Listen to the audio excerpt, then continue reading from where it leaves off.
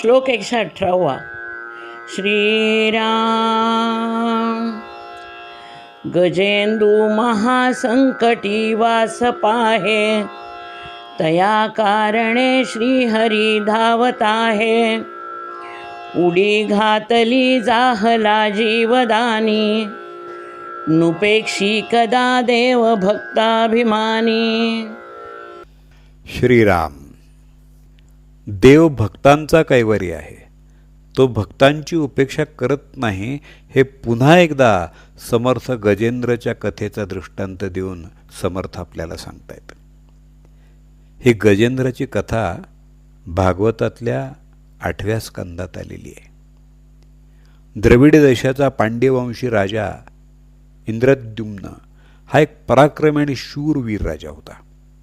तितकाच तो परमेश्वराचा भक्तही होता. एकदा हा राजा शिकारीसाठी गेलेला असताना त्याचं वास्तव्य मलय पर्वतावरच्या आश्रमात होतं आणि तिथं जटा वाढवून एखाद्या तपस्व्याप्रमाणे त्यानं वेश धारण केला होता. एके दिवशी स्नानानंतर मौन व्रत धारण करून तो भगवंताची आराधना करत होता. दैवयोगानं त्याच वेळी अगस्त्य ऋषी तिथे आले. पण पूजेमध्ये मग्न असल्यामुळं राजाला ते समजलं नाही. त्यामुळं साहजिकच त्यांचं आदरातिथ्य करायला राजा पुढं आला नाही. राजाच्या या वर्तनानं अगस्त्य ऋषींचा क्रोध अनावर झाला आणि त्याने राजाला शाप दिला. तू नीच, दुष्ट, असभ्य आहेस, ऋषींचा अपमान करणारा आहेस, हत्तीप्रमाणे जडबुद्धीचा आहेस आणि म्हणून तू मदोन्मत्त हत्ती होशील. थोडा वेळ जाताच राजाची पूजा संपली. त्यावेळी अगस्त्य ऋषींना आपण चुकीचा शाप दिल्याची जाणीव झाली. तेव्हा ऋषींनी त्यांना उशाप दिला की जेव्हा तू संकटात असताना भगवंताचा धावा करशील तेव्हा भगवंत प्रत्यक्ष धावून येतील आणि तुझा उद्धार करतील. त्यानंतर स्वतःचं विस्मरण करणारी हत्तीची योनी त्याला प्राप्त झाली. हत्तीच्या एका कळपाचा तो नेता झाला. पण पूर्वजन्मीच्या उपासनेचं फळ म्हणून याही जन्मामध्ये भगवंताची स्मृती त्याला कायम राहिली. या जन्मात त्रिकुट पर्वतावरती अनेक हत्तीणी आणि त्यांच्या छोट्या पिलांसह तो जंगलामध्ये फिरत होता. या कळपाला अतिशय तहान लागल्यामुळं त्याचा पाण्याचा शोध चालू होता आणि त्यावेळी त्याला ऋतुमान हे सरोवर दिसलं. त्या सरोवराचं पाणी अत्यंत निर्मळ आणि अमृताप्रमाणे मधुर होतं. सोनेरी आणि शुभ्र रंगाची कमळं आपल्या वासांनी आणि रंगांनी त्या सरोवराचं सौंदर्य वाढवत होती. हे पाहताच हा गजेंद्र त्या सरोवरात घुसला. आपल्या सोंडेनं त्यानं भरपूर पाणी प्यायलं आणि पिल्लांनाही भरपूर पाणी पाजलं आणि मग तो या हत्तीणींना आणि पिल्लांना घेऊन जलक्रीडा करू लागला. अतिशय आनंदात असल्यामुळं तो आपल्याच नादात सर्वांना घेऊन खेळत होता. पण पूर्व प्रारब्धामुळं एका नकरानं म्हणजे मगरीनं त्याचा पाय पकडला. आपली सगळी शक्ती एकवटून त्यानं स्वतःला सोडवण्याचा प्रयत्न केला. बाकीचे हत्ती आणि त्याचे सवंगडी यांनी आपल्या नेत्याला सोडवण्याचा खूप प्रयत्न केला, पण त्यात त्यांना अपयश आलं आणि शेवटी ते सर्वजण गजेंद्राला एकट्याला सोडून निघून गेले. गजेंद्र सर्व ताकदीनिशी बाहेर येण्याचा प्रयत्न करत होता, तर उलट मगर सर्व सामर्थ्यानिशी त्याला आत ओढत होती. इथं आपल्याला असा प्रश्न पडेल की हत्ती इतका बलवान असताना मगरीचं सामर्थ्य त्याला पकडून ठेवण्या इतकं जास्त कसं?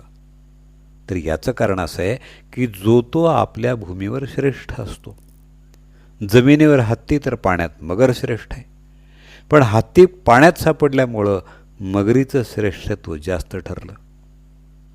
गजेंद्र थकला, हताश झाला आणि त्यानं अत्यंत कळवळून भगवंताचा धावा केला. तो ऐकून चक्रधारी भगवंत गरुडावर आरूढ होऊन अतिशय वेगानं तिथं आले आणि हातात चक्र घेतलेल्या भगवंताला पाहताच त्याही स्थितीत गजेंद्रानं सरोवरात फुललेल्या कमळापैकी एक कमळ आपल्या सोंडेनं उपटलं आणि भगवंताला अर्पण केलं. अंतःकरणपूर्वक भगवंताला नमस्कार केला. गजेंद्राच्या वेदना आणि उत्कट भक्ती पाहून भगवंतांनी गरुडावरून खाली उडी घेतली आणि स्वतःच्या चक्रानं मगरीचं तोंड फाडून गजेंद्राची सुटका केली. आपल्या कामात कुचराई केल्यामुळं देवल ऋषींच्या शापानं हुहू नावाचा गंधर्व मगर झाला होता आणि त्यानंही भगवंताचे पाय धरले. त्यामुळं देवानी त्या नकराचा म्हणजे मगरीचाही उद्धार केला. पुढं वैकुंठ लोकांमध्ये भगवंताचा सेवक म्हणून राहण्याचं भाग्य इंद्रद्युम्नाला लाभलं. ज्ञानेश्वर माऊलींनी या कथेचा उल्लेख केलेला आहे. पाहे पा सावजे हातीर उधरले, तेणे तया काकुळती माते स्मरिले, की तयाचे वावो पशुत्व जाहले, तेणे पातलिया माते. अनन्य भावानं आर्त होऊन ईश्वराचा धावा करताच तो आपल्या भक्तांची उपेक्षा करत नाही, त्यांच्या हाकेला धावून येतो. हे समर्थांनी या कथांमधून आपल्याला दृष्टांत देऊन सांगितलेलं आहे. जय जय रघुवीर समर्थ. गजेंदु महासंकटी वास पाहे, तया कारणे श्रीहरी धावत आहे. उडी घातली जाहला जीवदानी, नुपेक्षी कदा देव भक्ताभिमानी. श्रीराम.